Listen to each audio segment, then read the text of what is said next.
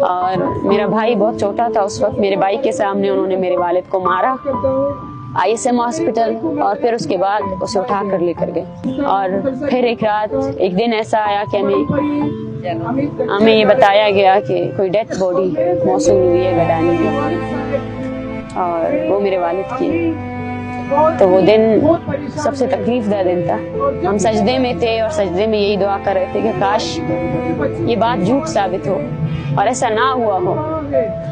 اور جب ہم گئے گاؤں تو میرے والد کو اتنا ٹارچر کیا گیا تھا کہ میرے جو چچا ہے انہوں نے تابوت بھی بند کر دیا تھا. ہم صرف اس کے فیس کو دیکھ سکتے تھے اور کچھ بھی نہیں. اور ایک قیامت تھی ہمارے گھر میں. میری والدہ وہ پہلے ہی ایک ہاف ایج میں جو ہے نا, ان کی ایج یہ نہیں تھی, وہ ویڈو بن گئی.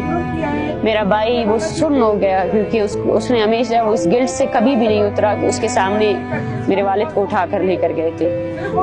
حالانکہ وہ بچہ تھا اس وقت, 13 سال کا 14 سال کا بچہ تھا.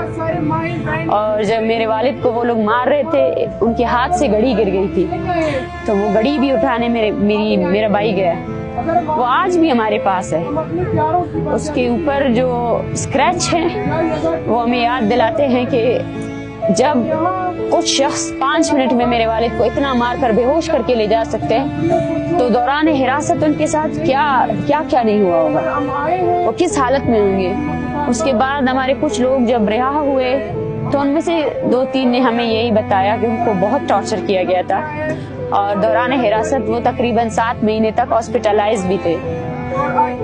تو یہ میری کہانی ہے, اور یہ میرے خیال سے بلوچستان کے ہر گھر کی کہانی ہے. آپ کو ہر گھر میں کوئی بیٹی ایسے ملے گی جس کے والد کو انہوں نے ڈیتھ باڈی کے طور پر ان کو دیا ہے.